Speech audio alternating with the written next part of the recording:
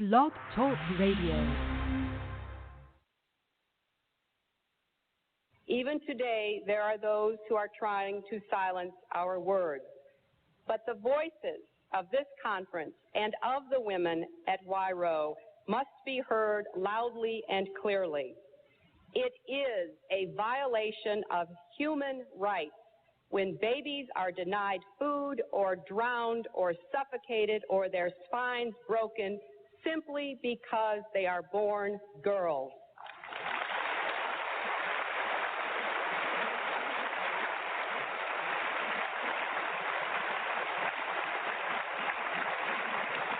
It is a violation of human rights when women and girls are sold into the slavery of prostitution for human greed, and the kinds of reasons that are used to justify this practice should no longer be tolerated.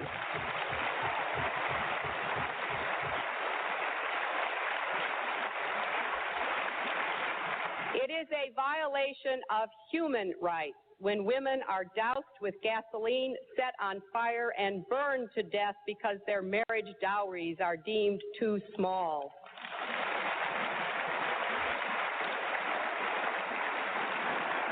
It is a violation of human rights when individual women are raped in their own communities and when thousands of women are subjected to rape as a tactic or prize of war.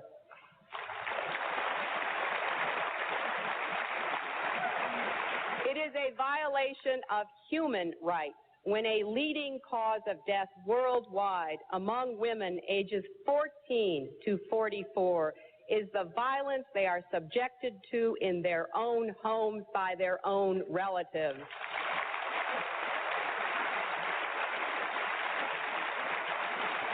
It is a violation of human rights when young girls are brutalized by the painful and degrading practice of genital mutilation.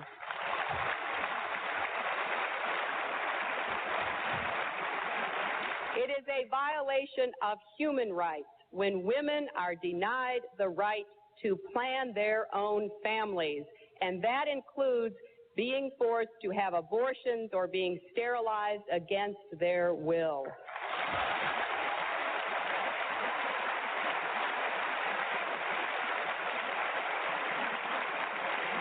If there is one message that echoes forth from this conference, let it be that human rights are women's rights and women's rights are human rights once and for all.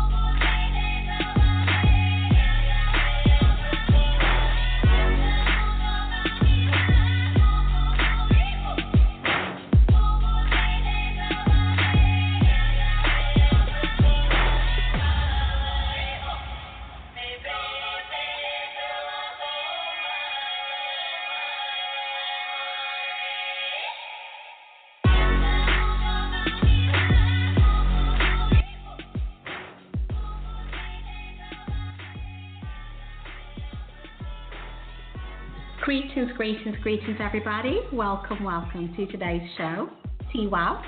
Today's topic, we're talking about women in future industries. We're hanging out with a special guest on today's share, Women in Future Industries. This person, an amazing woman, has been a pioneer and a woman who inspires social change through a social change initiative that drives socio-economic change in Africa. The focus area for this transformation is non-traditional sectors that are predominantly dominated by males, sectors such as oil, energy and gas, technology, construction, digital waste, green energy, media and arts. Yes, that's what we're going to be talking about on today's show. What can we do? Let's talk. Well, welcome to all our guests in the chat. I'd like to remind you that all our shows, for those of you who are not aware about today's show, can be downloaded in the archives. So go ahead and go to the archives where you can download all of Her Story 2 shows. So go ahead, spoil yourself, download. For those of you who are in the chat and would like to call in, I'm glad to give you the calling number, which is 646-668-8830. That is the number to call. If you're calling from outside the U.S., you have to remember to dial the country code and then call 646-668-8830. Yeah. So welcome. Oh, I can see our special guest on the call line. This is amazing, y'all. You're in for a treat today. Absolutely, you're in for a treat. I didn't want to spill the beans. I will spill the beans after what we do on all our Her Story 2 shows, and that is what we call our little welcome party. You all know about our welcome party app. We give you all time to go and grab your pen and pad, because as always, I'm a true believer of pen and pad and the power of writing, because you never know when that little pearl you wrote is going to come in handy. So go ahead while we go into our welcome party. Grab your glass of water.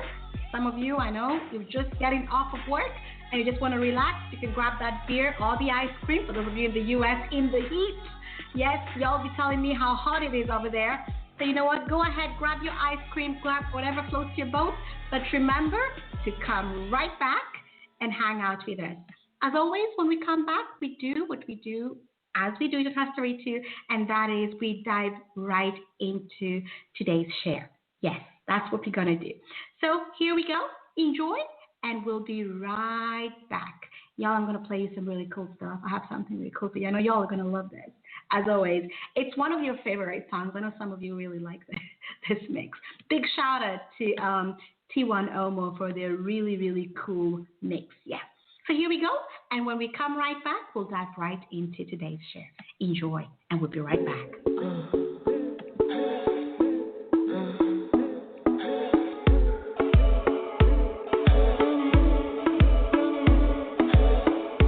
You ain't gotta worry, it's an open invitation.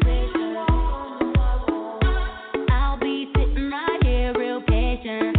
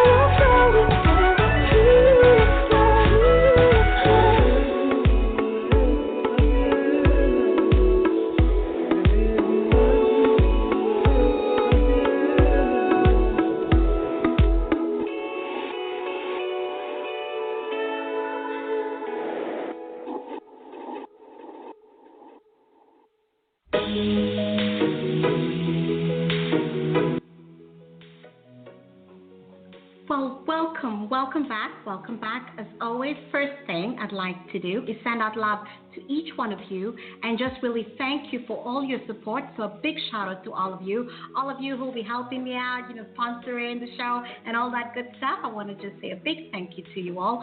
I also want to remind you that today's show, as well as all of our other shows, are available for you 24/7 days a week. So you can actually go back and download and listen to all of her Story 2 shows anytime you want. All right. So we're going to get ready to go into today's share. We're waiting for our special guest to call back in. So Nyakan Munyeki is our special guest. Absolutely. This is an amazing woman. I'm going to tell you a little bit about Nyakan Munyeki. So Nyakan Munyeki, she's a professional strategist. Yes, and a transformational change consultant who has a track record of successfully transforming organizations for efficiency and productivity in innovative ways. Yeah, her forte is re-engineering business processes. She's also, one of her superpowers is team management as well, leading and management complex projects. Yes, she likes to do with all the complex stuff within time and budget, always, for organizational impact. She also focuses on business expansion and looks for the most effective and efficient ways. Yes, she's absolutely an amazing woman. So what I'm sharing with you all is what we like to call, her superhero powers. We all have them. We just need to find them. Yes, that's what we need to do. Yeah. So a little bit more about this amazing lady. Yes, I'm not done. Trust me. She's a jack of all trades. She wears many hats. She also is the founder of TWOW, which stands for Timeless Women of Wonder. Yes. And she used this platform to create organizational cultures that drive and sustain the desired change within an organization. She's also a woman who inspires a lot of women to take up challenging positions in the boardroom as well. Most of her projects have not only resulted in positive change for organizations and communities, but they have also developed people into new positions with enhanced and diverse skill sets that has benefited both the individuals and organizations. Yes, she's also one of our, on our website, we call her organization one of the organizations that we love. Not only does she inspire women, but she also encourages women to, build strong global networks and use these lasting partnerships to drive continuous change and impact. So there you have it. That is our special guest today, the founder of Timeless Women of Wonder. And really, she wears very many hats. Yes. So she's on the line, and I'm going to bring her in. So y'all brace yourself, because this is a really amazing woman who's going to share with us some of the work she's been doing, really inspiring work to encourage women to really go out there and, explore those territories that are usually like, oh, women don't do that. Oh, we don't touch that. Those industries. She's one of our pioneers in Africa. Yeah. So we're going to get ready to bring in Nyakan and give her a really warm welcome, because it's really an honor to have such an amazing woman. Yes. So brace yourselves. Welcome back, all the guests. Herzlich willkommen mir. Ich glaube nicht, dass du hier bist. Herzlich willkommen. Heute wir haben eine sehr wunderschönes Gast. Sie heißt Nyakan Munyeki. Und sie ist der Founder Timeless Women of Wonder. Ja. Und heute reden wir also bezüglich Frauen in Oil and Gas, Energie, Technologie, Construction, Green Energy, Media und auch Art. So, ich bin sehr gespannt. Ich freue mich wie immer, dass du hier bist, und schreib deine Frage, stell deine Frage, sie ist sehr offen, und wir wollten eigentlich wissen, wie können wir als Frauen also arbeiten in diesem Bereich, das ich gesagt habe. So we're going to give her one warm welcome. That was a big shout out to our German girls who's actually joining us in this hour. So it's really an honor. So big shout out to you, Mia. Thank you. Okay, so we're going to bring in Nyakan Munyeki.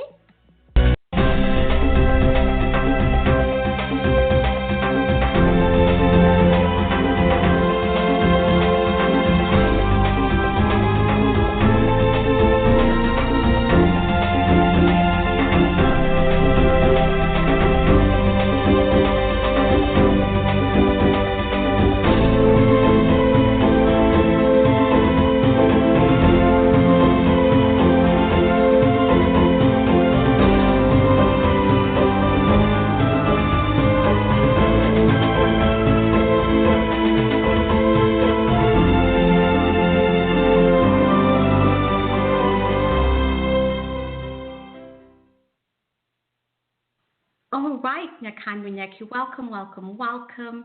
Welcome to Her Story Too. We're honored to have you there. Hanging out with us. Are you there? Yes, I'm there. Thank you very much. Yes, it's an honor, an absolute honor, hanging out with you today on our show, TWOW on Her Story Too. We are very, very honored to have you here. Thank you very much. What an honor. It's really an honor to be on your show tonight, Faith. I'm really looking forward to this wonderful hour together with you and your listeners.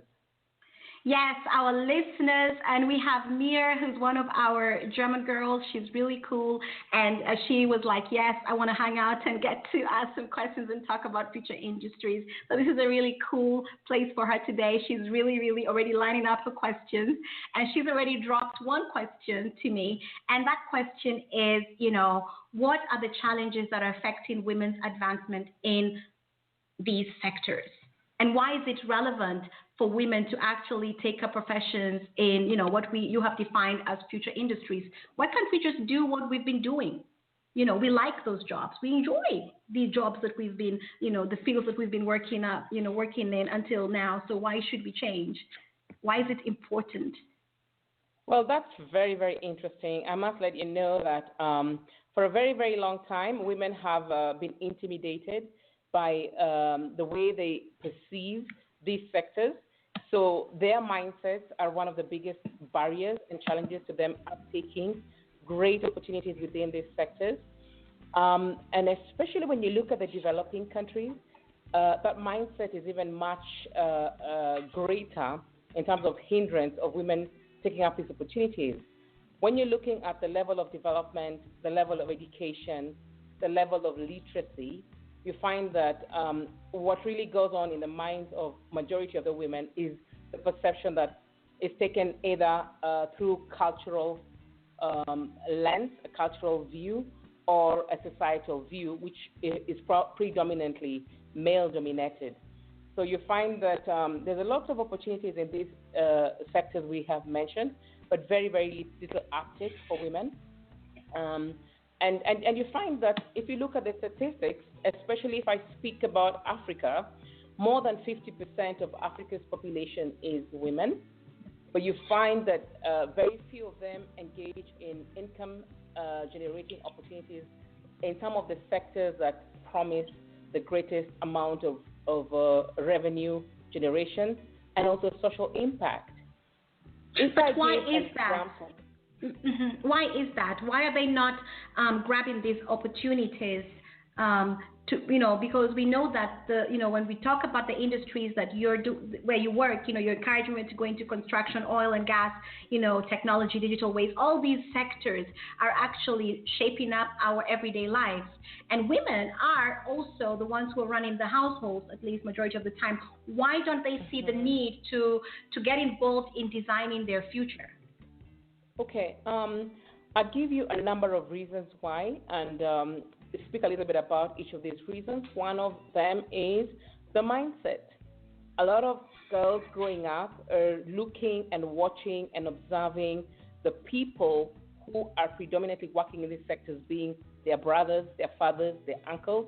So by the time they're adults, their mindset believes that these sectors are for men because they don't grow up seeing women working in these sectors. They also see the women working in these sectors doing a lot of sort of women-related jobs. They actually sell food, do a lot of the errand running to deliver documents and things like that, but not doing the technical skills within this sector. So when women feel that they have an opportunity in this sector, you find a lot of them come in as providing food, logistics, and services, whereas there's real opportunity for them also to tap in and engage in the technical areas. So one of the things is the mindset, and the mindset that is developed when the girls are growing into women in the society.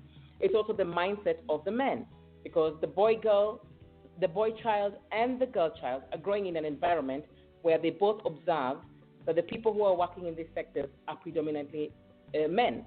So when they become adults, this boy child and girl child will both have the perception that these industries are for men. So the men don't even expect women to be playing in this sector or to be working in this sector. So this is generally one of the main areas that causes a barrier for women to take up opportunities. The other thing is education. You find that a lot of the education in these technical areas are mostly taken up by the boy child. When you look at STEM, the science and math and all these engineering kind of subjects, that somehow are technical, are mostly uptaken by men or by the boys. So you find that the pipeline for this oil, energy, gas, and very technical sectors are predominantly than men. So one of the things, let's talk about the barriers. We can talk about the solutions a little bit later on in the show. But again, you look at culture. Most of the culture, within Africa, the culture plays a big role in how society shapes what women do and what men do. So you find that in culture, most men are cut out for what is considered the hard jobs, the technical jobs, the more difficult jobs, and the women are, sort of culturally cultured to be doing the tender jobs, the nurturing jobs, the jobs that do not need like technicalities. So you find that as adults, even culturally, it's seen to be, a male domain, these kind of sectors. And then lastly, you just look at some of the laws and the policies that are available within those sectors. The regulation is primarily created to accept men, and so it's not so friendly for women. One example is you look at what women do. Women nurture children. They get pregnant. They have to give birth, bring life into the world. That process is a beautiful process, and it needs consideration in some of these sectors, but these sectors don't make it friendly for women to penetrate. So women tend then to shy away from these sectors. Those are some of the reasons that you find women not playing in these sectors, even though there's great opportunities for wealth creation and job creation. When you were talking about culture, I was thinking about when you mentioned the different norms, a lot, the culture in which, we have different norms, you have different laws and prejudices against women and their standing in society. I was just, I was thinking about you because, of course, I know your background, right, in computer science, and you were also one of the first women, back in the days when, programming was really not cool, right, for women to actually take up this education. And I know that you face certain challenges. Could you share some of those challenges and how you were able to overcome them in a male-dominated sector, especially, maybe 10, 20 years back, and even today, women are still haven't reached that place in terms of, STEM careers, web developing, programming, and all that. So why I want you to share this is because I like us to share these challenges. I know we don't want to focus too much on the challenges and more on the solutions, but I think it's important that when the girls decide to pursue these careers, that they're aware of what they need to overcome, and they have the solutions of how to overcome and how to deal with these challenges. So that's why I would like you to share how you are able to overcome those and excel and even graduate, top of your class. That's really, really, really, really important, and it goes down to the root of my upbringing. I grew up in a family of 6 children. We were 3 girls and 3 boys. My parents, believed that the girl child should have equal opportunity with the boy child, and I think that was just one of the first things that positioned me, to succeed in what was not traditionally seen to be for girls.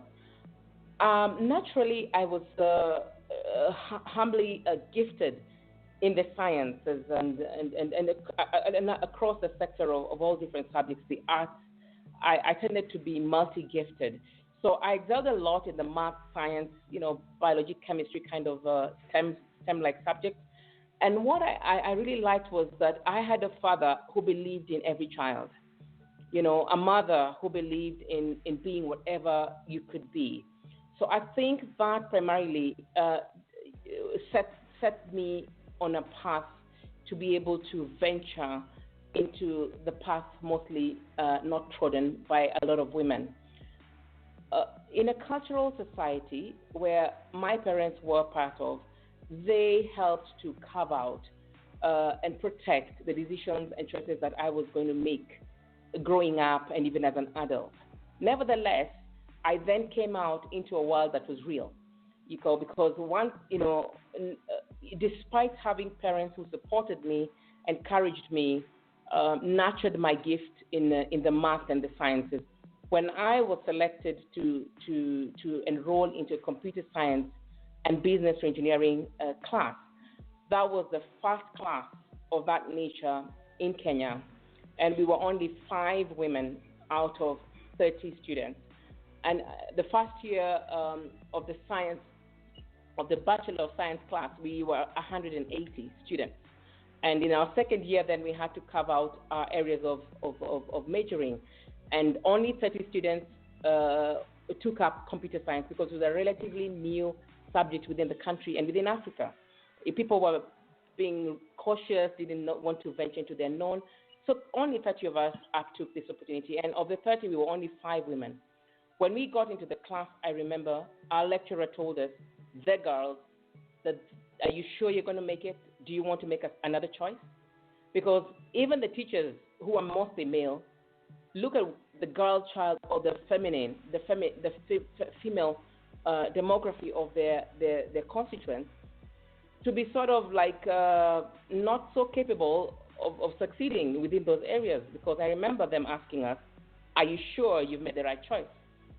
I mean, we'll give you a chance after one term to change. You can take something less harder, And we said we will. Just like the young men in the class, we were all venturing into the unknown, and we were willing to take the risk. And that positioned, I feel that sometimes the expectation of women, there's an expectation that women may fail in these non-traditional areas. I think that sets women to work a bit harder than their male counterparts. So you find that the women who uptake these areas tend to either be, very good at what they do and somehow succeed. And that was a story for me and for my classmates. I mean, the 5 ladies graduated top of the class with honors when we graduated. But then we had the next challenge. We were coming into a world that didn't know what to do with computers, scientists. We didn't know what kind of jobs we were going to get.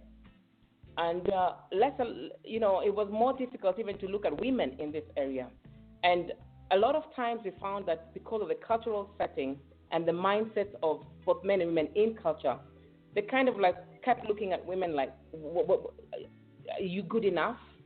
When they're employing a male computer scientist and a female computer scientist, in their perception they feel, even though your papers can speak for themselves, that the male will perform better at the job than the female. And so you're continuously having this challenge of having to prove yourself and to work hard. That's a continuous challenge in these non-traditional sectors. People always tend to think, can the woman really do it? Even though she has proved that she has been able to make strides in that area. And graduated with honors, and the 5 were the top of their class. And what I always like to ask people in your profession, with your background, who are in tech, to help us connect the dots as to why these companies don't see the financial benefits of having women in tech. For those of you who do not know what TWOW does and who TWOW is and who Nyakani Munyeki is, she also organizes a really amazing conference every year in Kenya. And it's represented by, women and men as well, because she has a section about men building bridges. So it's represented by everybody, people from all walks of life, but it's predominantly, focusing on addressing the issues and concerns that are facing the continent, the African continent. And back to what I was going to ask you, that when we look at, the technology field and all the financial benefits of having women in your design team, in your, marketing, sales, all these from the tech aspect of it, when you're maybe, like I know you all discussed in one of your panel sessions at the conference, Women in Future Industries, about, most of the designs, for example, of cars are modeled towards men. And even the testing of the cars are tested on men. So these companies are actually leaving, like you said, more than 50% of their clientele, when it comes to addressing the needs of these clients, and one of the women in the conference actually made a really interesting statement. She said, it would be nice to have a car, that has been designed with a place to place your handbag. I thought that was really cool.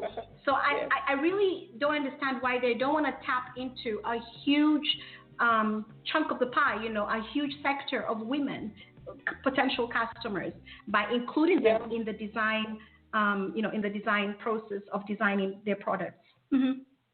Yeah, why is that? I think faith, that's a combination of many different factors.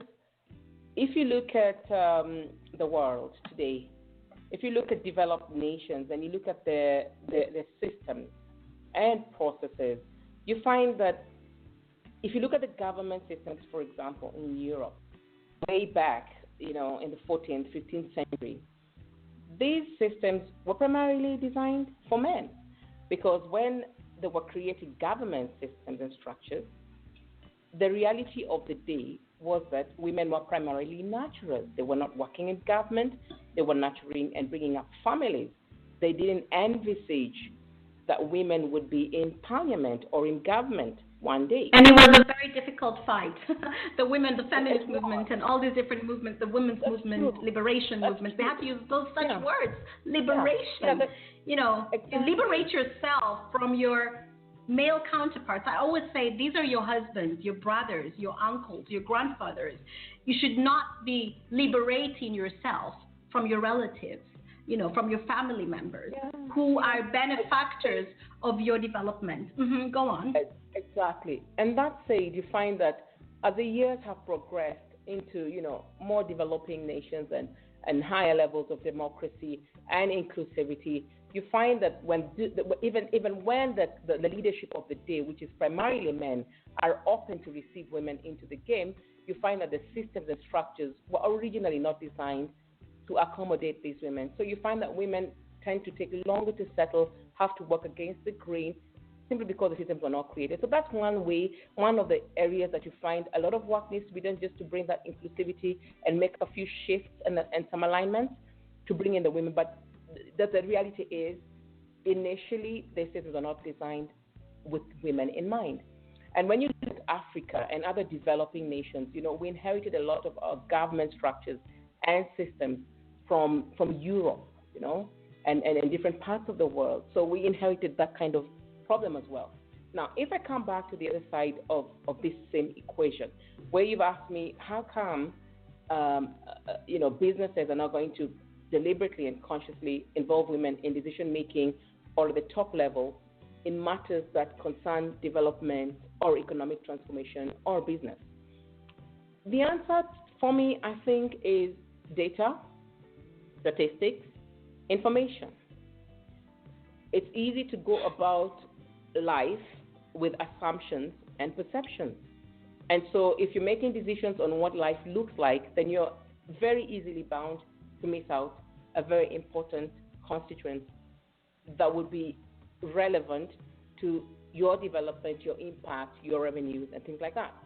So if you then look at business, any business, look at statistics across the entire world, not just Africa.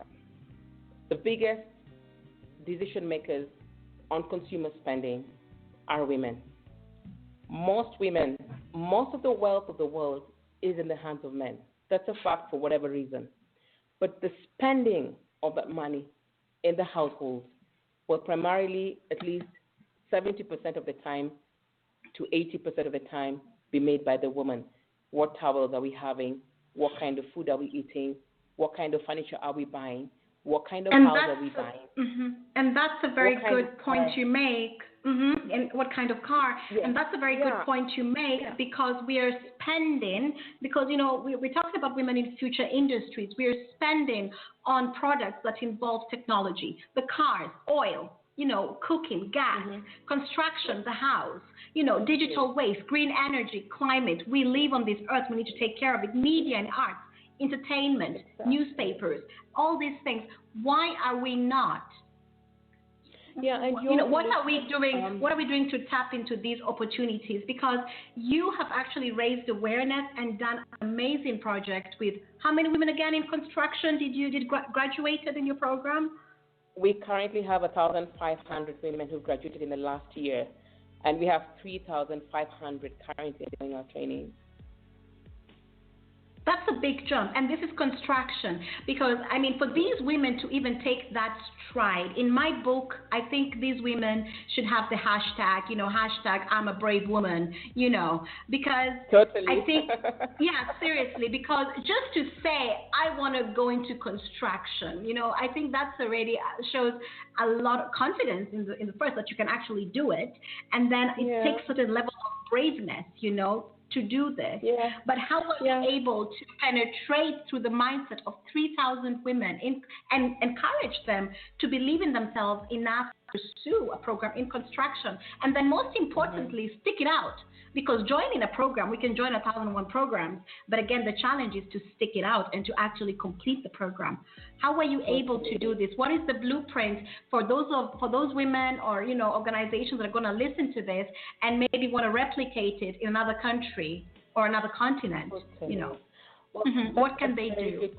Yeah, that's a very good question, Faith. And before I go on to that particular question, kindly allow me to touch based on one other aspect of why organizations, governments, and business need to loop in the other 50% in the equation. You look at consumer spending, look at diversity. Men bring a different aspect into decision making, into strategy, into business, and women bring a different perspective into business, strategy, and development. So when you have the two together, that diversity is rich.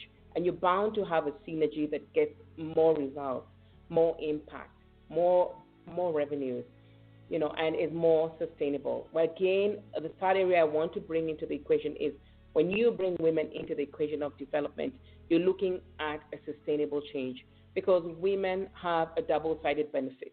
When you put money in the hands of women, at least in Africa and in the developing nations, and I'm sure in the developed world as well, research has shown that where women spend their money will definitely touch on the family, food, clothing, the basics, shelter. Time and time again.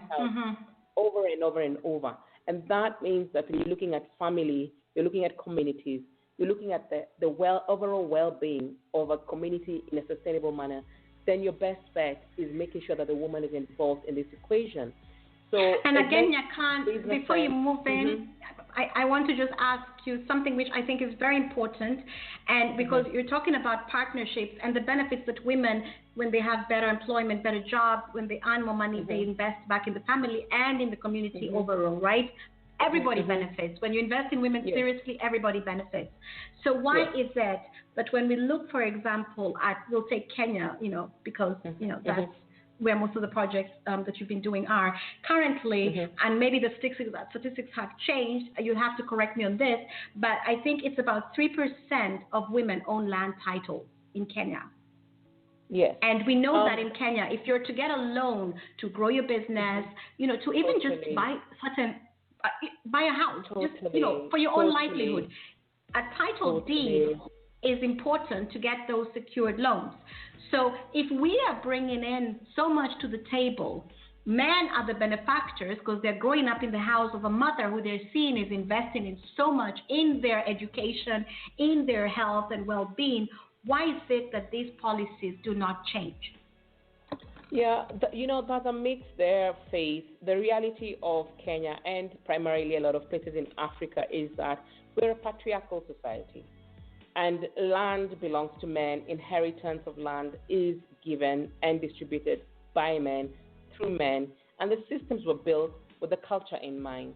So you find that culturally, the inheritance of land automatically goes out to men.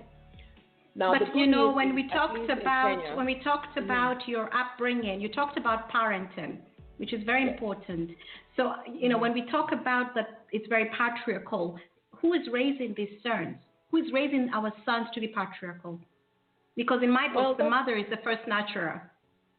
Yes, but you have the role of the father and the mother, and it's a balanced role. And if you're living in a society that's primarily has its culture, it has its roots, it has its cultural, norms, families in Africa are guided by those cultural norms. Now, education is there, exposure is there.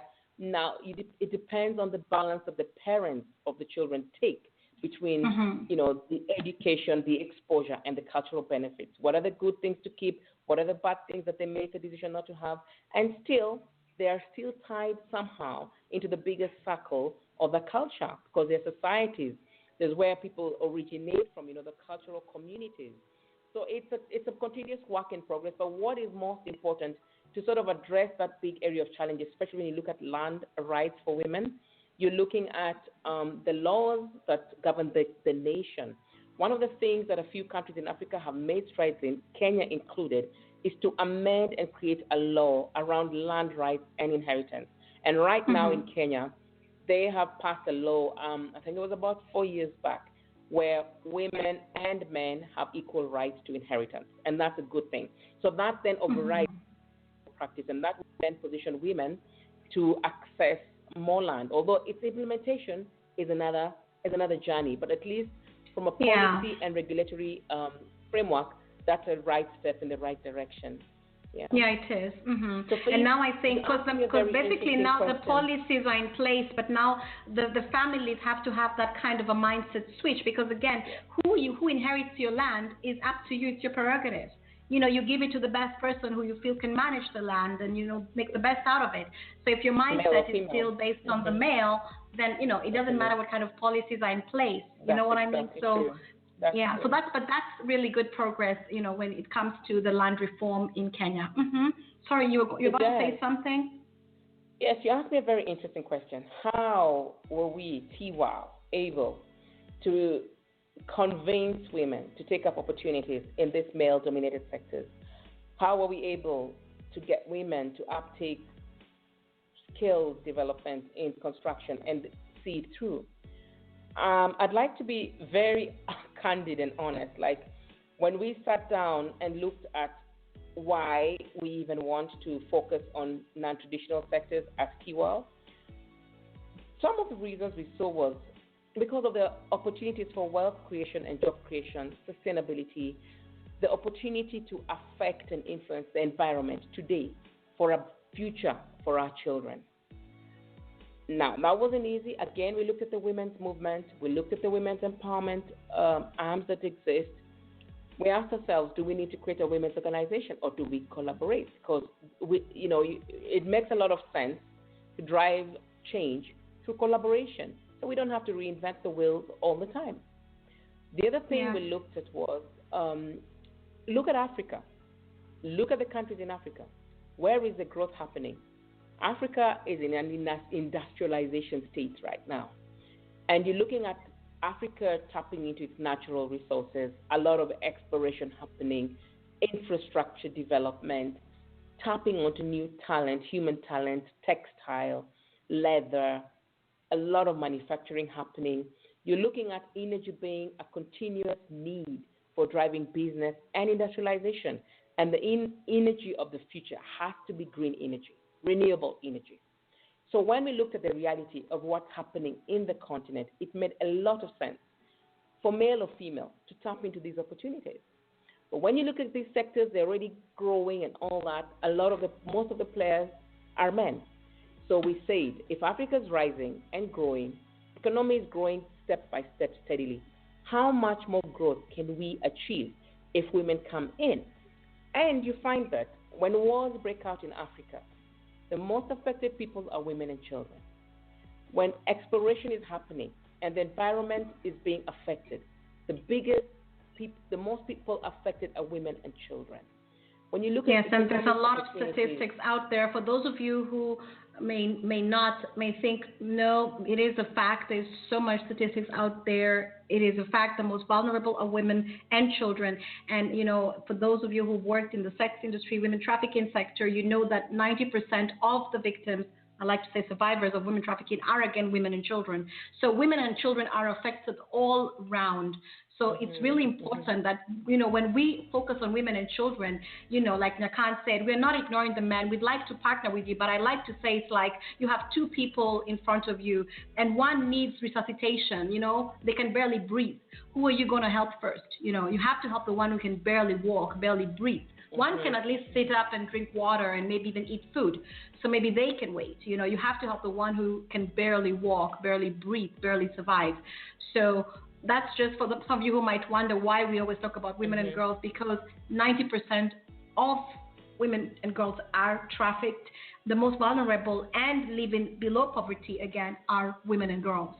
And the most marginalized when it comes to getting access to finances, again, are women and girls. We gave an example of getting a loan, simple loans, micro loans, small amounts, but they're somehow, blocked from getting access to these finances. Yeah. So I'm just putting that out there. And, for you men, you should also be, like Obama says, I'm a feminist. And clearly he has read the statistics. Otherwise he wouldn't be saying that, because he knows who needs the help the most. Go on, Yakan. Yeah, thank you. And that's really good to put some of those things into perspective. But again, when you look at Africa and perhaps some other developing nations, maybe in Asia, you find that the areas where change is happening as far as development is concerned is in government, in business, in the development agencies, in the cultural setup. You find that in government, primarily most of the leaders are men, for good or whatever reason. That's the reality. In business, most of the top leadership in business are men. In development and in culture, most of the elders who make decisions concerning communities are men. So when we were setting up TWOW, we realized that, look, if we want a prosperous continent, it means that we don't want to compete with men, but we cannot ignore the men. They're the people who are running the wheel, who are turning the wheels. So if we're going to bring women into the equation, which is very important to bring the other 50%, 50 plus in Africa, then we have to have a strategy where we have men at the center of the women's platform, so that we are bringing in women into the equation, empowering women and working with men, so that it's a win-win situation. And that's what TWOW has done. Now, that approach has been one of the things that has helped TWOW penetrate these male-dominated sectors, because if you look at construction industry, technology, gas, energy, the digital waste, media, and art, they're all, the leaders in these sectors are men. And so if you're looking at bringing in women into the sector, then the game changers for us is to work alongside these leaders in these sectors. And that's one of the things that we at TWOW decided to do. Our biggest strategy is collaboration for greatness. One is bring collaboration between all the sectors that are important: government, development, business, and political, and with men. So with that, we then went and putting together a two-tier strategy to have the leaders speak about what's happening in the continent, what we want the continent to look like, what's our vision for a prosperous continent, and what do we need to do. And we take that, and we, the leaders of Africa, make it happen. TWOW is about action. We can no longer be about talk. We have to execute. We have to go on the ground. We have to ensure that these ideas are implemented to the greatest demographic, which is the women in the grassroots. So we take that, and when we went down, of all these industries we have mentioned today, Faith, gas, oil, energy, digital waste, green and media, and construction, the construction was the lowest hanging fruit, because Africa is really in the thick and mix of infrastructure development. The second reason is a lot of the women in the grassroots, some have no jobs, some are marginalized, they're disabled, those who are sick, with HIV/AIDS, dealing with cancer. Some have been told they're useless because they are too old, they're over 45. Now, when you look at the potential of a human being, I think the potential exists as long as they're living on Earth. Doesn't matter what their age is. If they believe they can do it, they can do it. So we said, how do we get these women to look at the opportunities in this construction sector? What's the business case? What would be the business case to cut their attention and get their commitment? We went out and did some statistics, and they're putting, what are these women doing? They're mostly washing clothes, farming, preparing and tilling land, doing dressmaking, those kind of jobs, which is great. What are some of them doing? Majority of them, you find, have no work, which is detrimental to the family, especially with the bottom of the pyramid. You find that for those who have no work, their children are completely vulnerable. They cannot go to school because they pay school by day. They cannot eat. If they fell sick, they can't access help. the young women start to have unhealthy relationships. So they land into early marriages, early pregnancies, HIV/AIDS. And they get enticed into women or child trafficking, because when you're vulnerable and you don't have access to resources, it's very easy for anyone to entice you and promise you the moon, the world, the sky, and the clouds, and you will buy into it because first you've not been exposed to these things. You don't know these things. Maybe you might see them on television or on the streets, or you see people pursue with all these fancy things. And so these people can promise you anything and you will believe them. And that's how, in my view, and also with my experience, I realized that this is how these girls are recruited. They come from very poor families and they don't have anything to lose. So anything is better than nothing. And that's also why they stay in trafficking so long, because when they think back about all the days they went without food, at least now they have food, no matter how little, or, so that's why it takes very long for these women actually to exit. So I like the work that you do because, when you were talking, I was just thinking that, when you talked about the age and all the different stereotypes and, the prejudices, I actually thought that your program through Recruiting Women in Construction was actually, promoting, or should I say, the power of diverse thinking, where you enable people with different experiences, age groups, ideas, and backgrounds, no matter what, who they are, age. I remember one of these amazing women, is she called, what's her name, Hamda? She was, yes, I will have to share that with you. 78 Mama years Hamza, y'all, before we get out of here, you have to remind me to share that with you before we leave here, because she will actually tell you, this is a profile of one of the women who, graduated from the construction program. But it's a really inclusive culture, where you're encouraging women of all age groups, all backgrounds to actually, live their dreams, and try something new and actually earn a living. So in my view, you've actually saved a couple lives and a couple women from being trafficked, because I always say prevention is the key, not starting to deal with the aftermath, because that is much more challenging. But prevention. We have a call on the line. Caller with the last four digits, 4484. If you would like to join into the conversation, please press 1 or raise your hand, and we'll be glad to have you on the show. But Nakan Munyaki, just go on. Sorry to interrupt you. I just like to let the callers know. Most of them just like to listen, but in case they want to join in, I just want to let them know that they're free to come in and just jump right in. Absolutely fantastic. Now, for any human being on earth, you need to you motivate them to take up something. What was the motivation? What's the business case?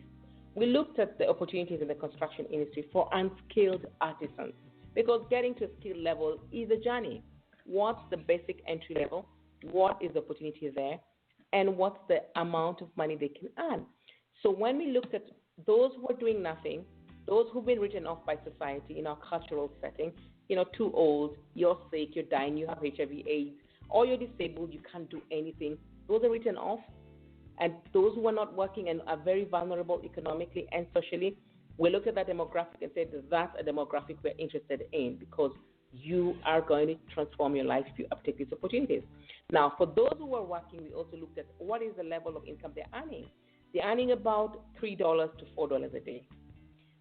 When you look at the opportunities, that's much more. Actually, that's much more. I think you're talking about basically, I think Nairobi or the cities around Nairobi, because the rural areas they earn much less. Yeah. They earn about $1 to $2 a day. You're right. Yeah, and could be less because some of them don't earn anything. Mm-hmm. That's why I said we have a demographic of a lot of women who are not earning anything. And some of them have been written off. But those who are earning money are earning between, in some places of Nairobi, of Kenya, $1 to $2 a day. In some parts, $3 to $4 a day. So if you look at the opportunities for an unskilled artisan in the construction industry, they are, once they have got the training, they can earn up from $8.5 a day up to $15 a day.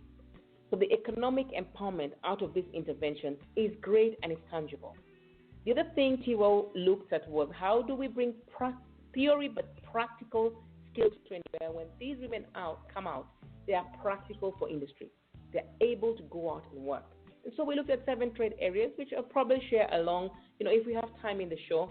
And we actually put these women out. So when we went out, we realize that for the bottom of the pyramid, and not just I think just generally in the society of Africa, the mindset is something that really we have to really work on.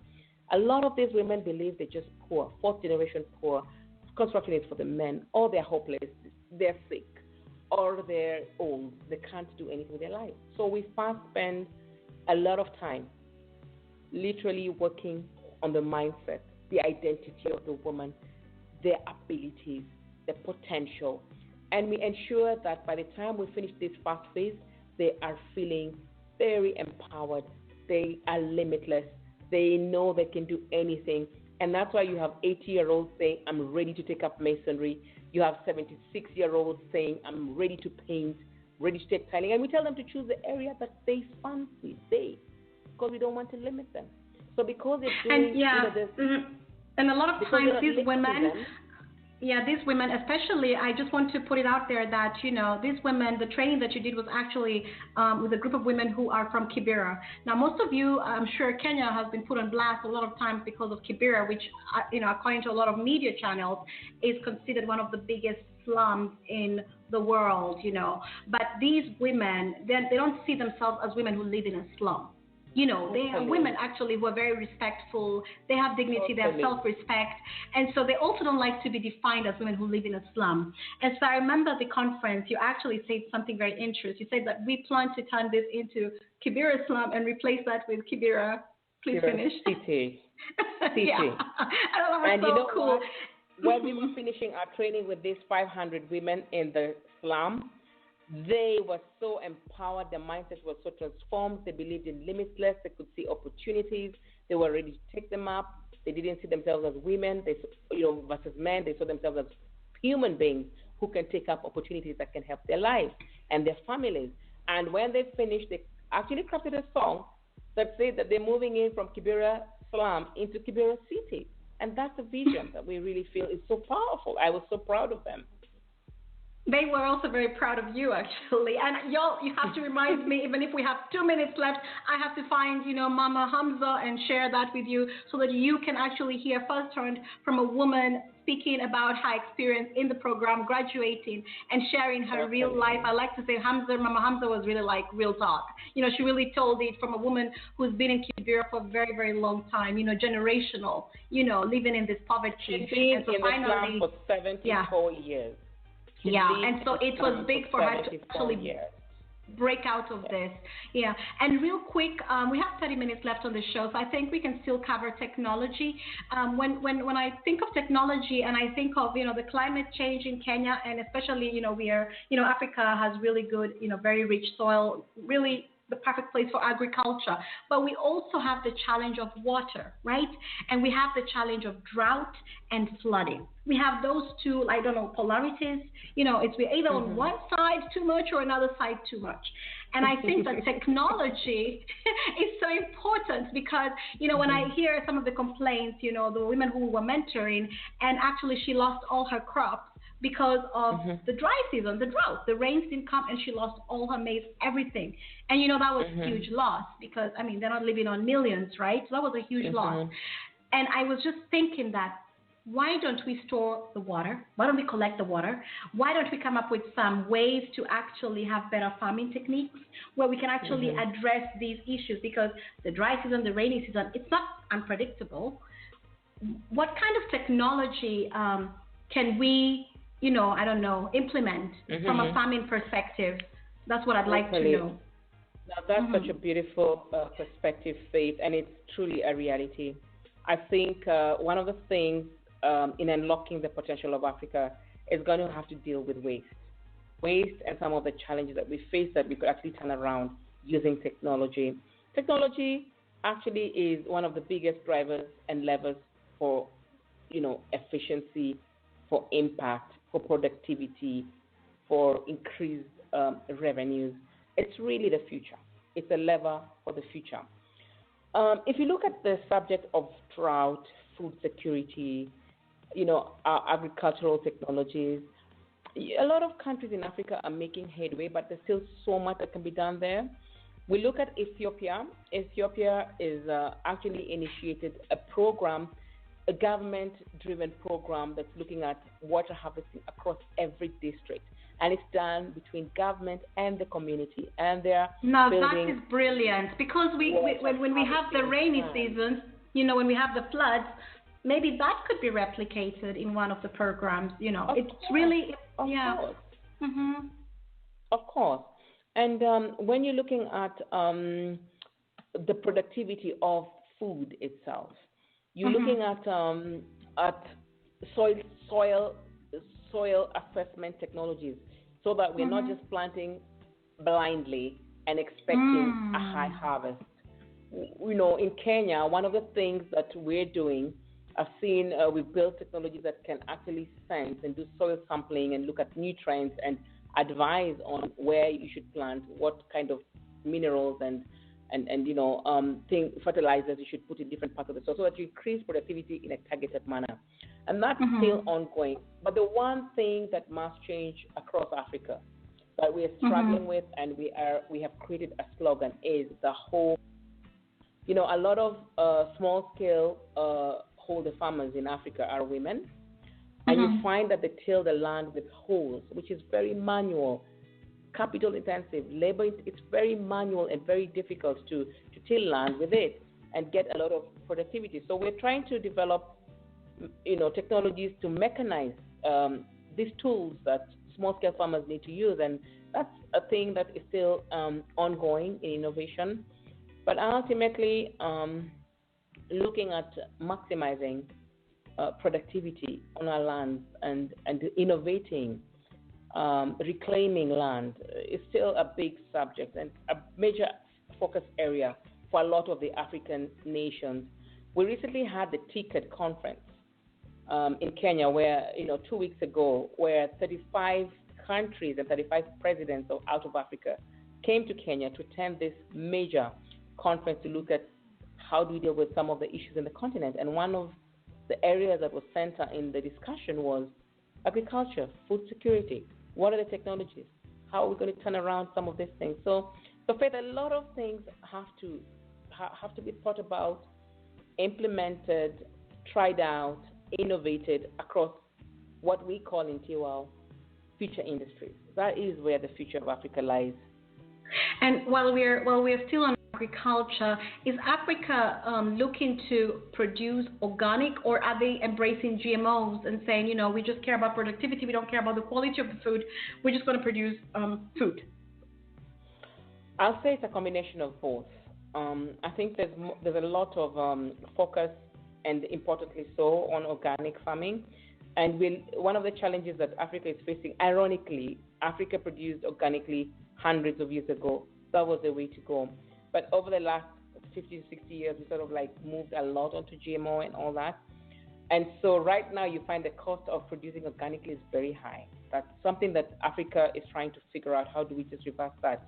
But why is it high? Because, we know that, when we go to the farm, for those of you who don't know how, we operate on the continent, is even when we live in the city, we still have rural land. We call it ancestral land. So, that's what we mean when we say when we go home, So when we as Africans, when we go home, right, we see, they pick up the corn or the beans or everything, and then they just, polish them, traditionally, and then reuse them.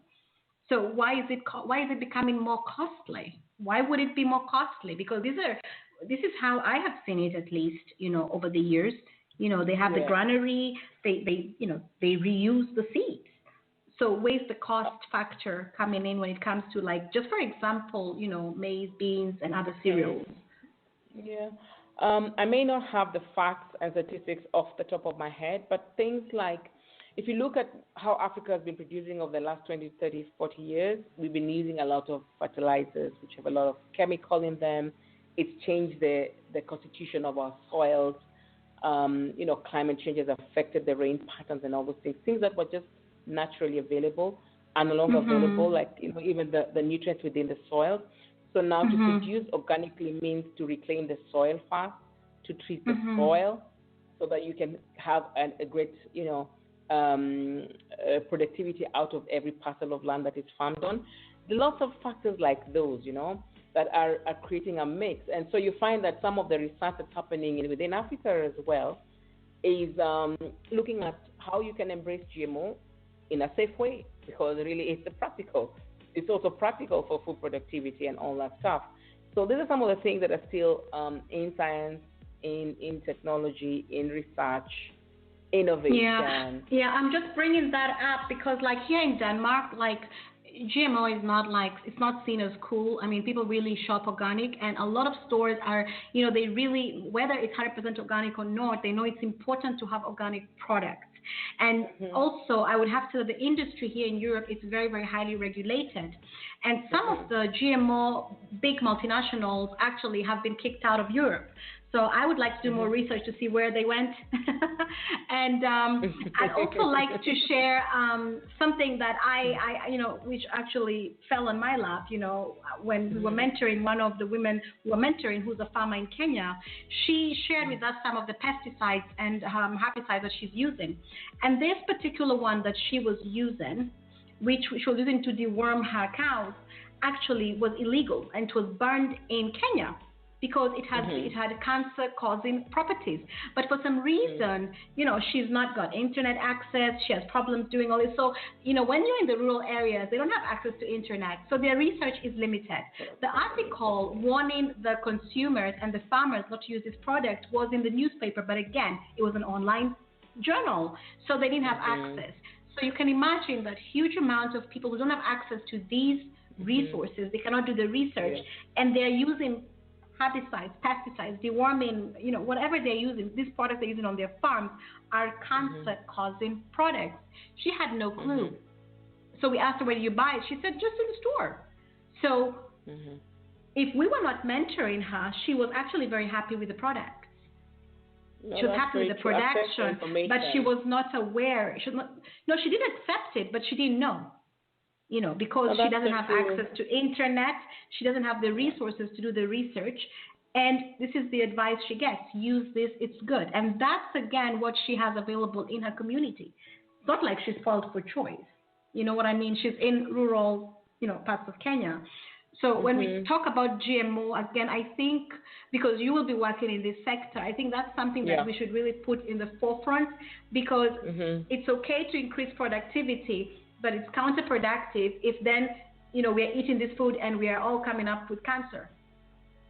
Then, you're addressing hunger on one side, and then you're actually increasing the bill on the health side, Yeah, that's a really good point, Faith. One of the things that I think the leadership within the continent has recognized is health and the sustainability of the future, whether it's for our land, whether it's for the food we eat, whether it's for our health status. And if I speak about some of the people that we're engaging with in that subject matter, we have some people innovating organic fertilizers using rabbit urine, and it has two multiple effects. So you're producing the fertilizer, and you're also increasing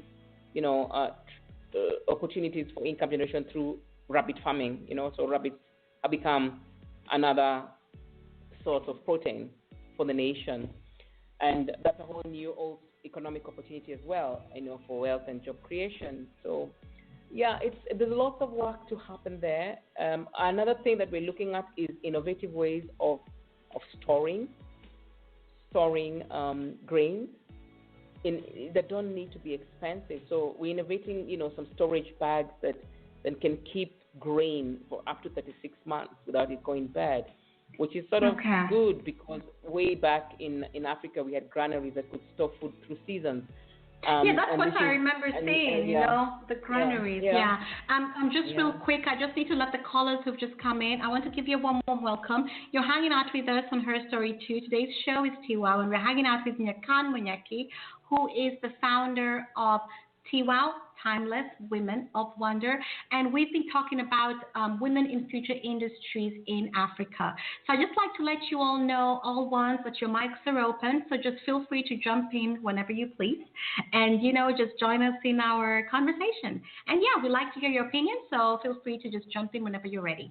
If you want to just enjoy the show, go ahead and just enjoy. Go on, Nakan. Excellent. Yeah. So lots of opportunities, lots of opportunities to look at where we're at, where we want to go, what needs to shift, where do we need to make the changes so we can increase productivity in a healthy manner, in a sustainable manner, tackle that issue of food security. Health is also a big issue, the environment, and then get the economy growing. Yeah. Caller with the first three digits 240 and last four digits 4484. You can join in whenever you please. If you would like to say something. Oh, welcome. Welcome. Can you tell us who you are and where you're calling from? Well, my name is Black Gladiator, and I'm calling from Washington, D.C. Okay, so welcome, Black Gladiator. You're hanging out with us on Her Story, too. Would you like to ask our host a question about women in future industries? Do you have anything you'd like to add? About women in the future industry? Yeah. We're talking about women in technology and construction, and as well as, we're talking about basically technology. Women in technology? Is that it? Yeah. Well, yeah, I would like to say something. Go ahead. It seems to me that a lot of men would say that women can't do a man's work. I would like to know how does the women on this radio show feel about that? Do you think it's a man's job or no? Okay. Well, Nyakan Munyaki, there is a question for you. Can you address our caller's question? Yeah, sure. Do we women think that a lot of these things are a man's job? I'd say a lot of women do think it's a man's job because of their orientation, their cultural upbringing, the level of literacy, and access to information and opportunities in those areas. So you find a lot of the women in developing nations, quite widespread in Africa, believe that a lot of these industries are for men. And at TWOW, what we try to do is we try to demystify what really construction is. When people think construction, they think of a man with muscles and stones. And we like Johnny Bravo. Exactly. So when we're dealing with these women, a lot of the women in construction that are part of the TWOW training are very beautiful, well put together, smart, brilliant women with their hair well done, with makeup, doing great jobs in the industry. So that automatically, when they look at these women, it demystifies that perception that hard work, very difficult, stones, and probably if a woman is in that industry, she has to be ugly, rough, muscled, and all that. No. And then we demystify what construction is. What is construction? It's really infrastructure, it's opportunities, it's design, it's recycling. And technology as well, because he also mentioned technology, so, there's also that image of programmers.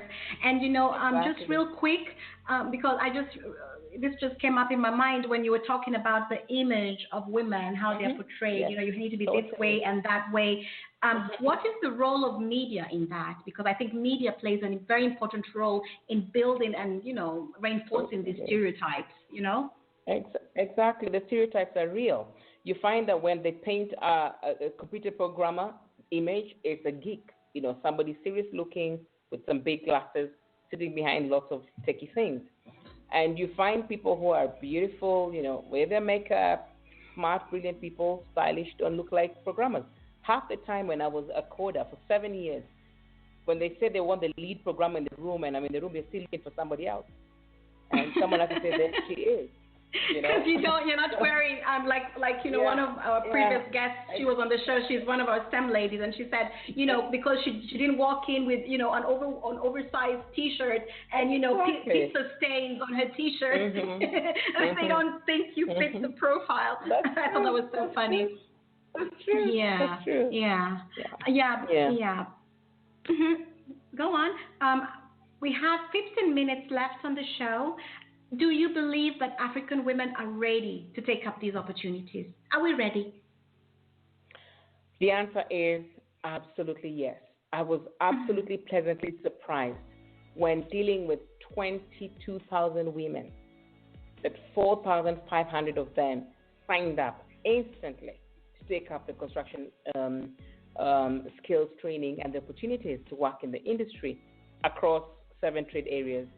The tiling, the roofing, the painting, the plumbing, electrical, designing, furniture making, all those. And one of the things that I noticed that I can say yes, they're ready is as long as you tackle the mindset, the perceptions, and you're able to bring the value of what this offers them, they're absolutely ready to take it up. Yeah. Khan, real quick before I take us out of here, we've talked about, we've covered quite a bit, quite a large chunk of topics here. But I think we need to just talk real quick about, we're talking about women in future industries, but we know that our young girls are growing up to be these women in the future industries. Do you think that we are actually giving them the tools and resources to be ready to tackle these future industries? There's so much more that we can do. I think we need to mentor a lot. We need to use platforms like media to actually shift the narrative around the perception and the information around these industries. I think more women should be exposed to take up opportunities in technical areas, vocational areas, this kind of opportunities that people don't think girls can do. And I think they have to see role models, women who are actually succeeding in these sectors. Making it is not always easy. Also, I think authenticity is so important. One of the things that we are very open with in our trainings is the truth. Let's be authentic. This is what it takes. This is the truth. This is the journey you're going to have to take. This is what it looks like, but this is the reward. So just being more authentic, Yeah, and just real quick, Kenya is so diverse in the continent, and we know that we cannot compare Nairobi and the girls in Nairobi and in schools in Nairobi. For example, girls in rural parts of maybe Nyanza, Central Province, or Eldoret, or Rift Valley. We can't compare those. That's just real talk. And we see a high dropout rate. We know what the issues are, child marriage, child trafficking, rape. They have to also be, the breadwinners at home as well, right? Because they're needed at home. What are we doing to actually turn this around? Make that shift to ensure that our girls are in school? Because for them to tackle these sectors, they need that solid foundation. Because you're not going to teach her how to program when she cannot add 1 and 1. So we have to make sure that our girls stay in school. And what can we do to ensure that the girls stay in school? Yeah, the most important underlying thing that cuts across all the different parts of Africa is looking at context. You're right. Not every single place, in terms of its level of development, literacy levels, access to information, access to education, cultural practices, a lot of things affect girls, and their education and opportunities. And what happens with their lives. So one of the things a number of things that TWOW has done is we've developed a strategy that allows us to look at context and address the underlying conditions before we pour in the technical aspects of the work that we do. Government is a key player because governments of Africa cut across every part of their countries, irrespective of the districts or the cities or the counties. And so when we identify a problem and we have government, whether it's county government or local government behind the work we're doing, then it means that when we identify a particular issue that's relevant to a particular district, county, or city, then we have government helping us with the local administration to address some of those things. Then also remember I said that TWOW is about collaborating for greatness. And we deliberately bring in cultural leaders, our government leaders, our business leaders, and our development leaders into the equation. Why the cultural leaders? They are the elders. So if, for example, we see a community's biggest issue is child marriages, then we work with that elder, the group of elders, to turn around that, because they have a say in the community, to turn that around for the girl child in that community. And when that then happens, then it makes easy the intervention that we bring to that place. So it's a multifaceted and contextualized approach to handle these things, so that whatever intervention we bring is sustainable and does not bring disharmony in the environment that we are working in. And then ultimately, government will enforce policies that will correct the issues, and hopefully, moving forward, it makes it easier for the girls in the different communities to keep uptake in this. Yeah, and I agree with you on that. And I think overall the work that you do in these sectors, it's going to have a ripple effect in actually driving social economic change in Africa. Because I truly believe that if these women have ways to earn money, if they engage in income generating activities, then they'll start to, need the girls less in the farms, because their level of income is increasing. And so they will also start to shift their mindset on other things. There's a saying that we throw around here in Denmark is it's hard to be creative on an empty stomach, So when we address these challenges by actually, providing these women with, the skills they need to, have jobs, engage in income generating activities, the income level of the family starts to increase, then, I think perhaps we will have a reduction in these social, destructive behavior or social economic challenges that, face the continent. Yeah. Yes. And on that note, I want to thank you, Nyakan. Yes. Go ahead. What did you want to say? Yeah. One last thing that I'd love to add just before we end this beautiful show is a slogan that we are changing in Africa. Mm-hmm. There's a slogan that goes out saying, anything a man can do, a woman can do better. Now, TWOW is changing this slogan and narrative to say that anything a man can do, a woman can also do. So we're not putting in negative competition within the families and within workplaces and all those, but a partnership between men and women. Yeah, I agree with you. And it shouldn't be about competition, because I always say, surely you're competing against your husband and you're competing against your father and your brother and your son. I mean, you should actually be thinking of building strong partnerships. And like you said, I believe in the slogan collaboration for greatness. And I want to thank you so much for hanging out with us. We are so honored that you actually took the time out to share all these amazing, projects and work that you have been doing. And we look forward to, working on some of these amazing projects. So let us know how we can contribute towards, moving Africa forward. We absolutely would love to be engaged and to also get on board on some of these amazing projects, because we're all about prevention through education, entrepreneurship, and employment. So, Nyakan, take us out with some words of wisdom, or if you can give us a blueprint real quick, just drop a pearl. I know you have so many of them. And those of you who actually took my advice and took a pen and a pad, I'm sure you've gotten a few pearls on this show today. Yeah, but take us out of here. Oh, it's been an absolute pleasure to be on this show, Faith. I've really enjoyed it. I cannot believe how fast the time has flown. And I'd just like to leave you with one thing. Indeed, it's time for Africa. Africa is rising. It's the next frontier. And together, friends of Africa, it's time to make that change. Yeah, that was beautiful, and that's well said.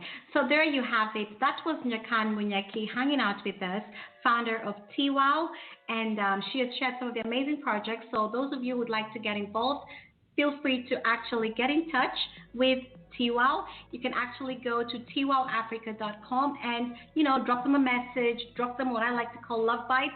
Let them know about the good things they're doing and encourage them to keep going. You can also find ways to support the different projects. Yeah, we're all about support. We truly believe in collaboration for greatness. So go ahead and do that. Today's show is available for you to download. So go ahead and, download the shows. They're all available to you, so you can listen to them anytime you want. We've covered several areas, and Nyakan has actually shared some of her inspiring projects where she's actually, providing access to these women in industry, helping them build networks and connections. And through mentoring and all the training and capacity building, she's providing these women entrepreneurs in Africa with business and financial skills as well. And we all know that, as Oprah says, no one has made it on this planet Earth without role models. And in our book, she's one of our role models, and we'd like to continue to encourage her to do her good work. So as promised, I said I will definitely take us out with Mama Hamza. Yes, absolutely. Y'all have to listen to her. And this is what one of the amazing women who graduated from the TWOW construction program, this is what she had to say about her experience as part of the program. Yes, I mean, it's really inspiring. So I have to share this with you all. So enjoy. And you know what? Thank you for listening. Thank you for hanging out. And we look forward to having you back on the show, Nyakan Wenyake. Will you be back on the show? Absolutely. My pleasure. Okay. Thank you. We appreciate you, and do have a good night. Bye-bye. You're most welcome. Good night. Okay. So I'll leave you out. I'll take you out with Mama and Ahmed. Okay. Enjoy and have a good night.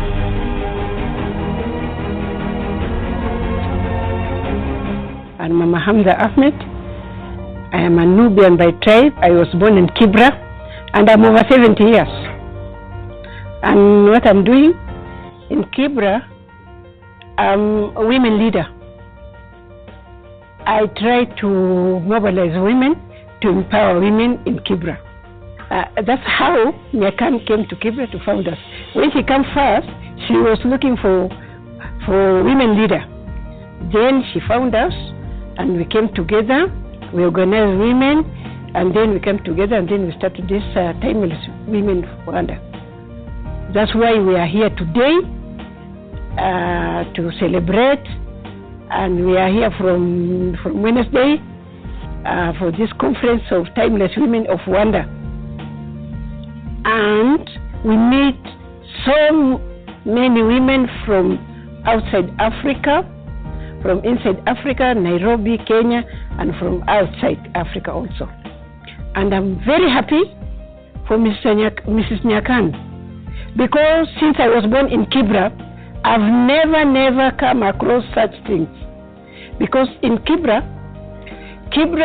is just like, I don't know what I can say.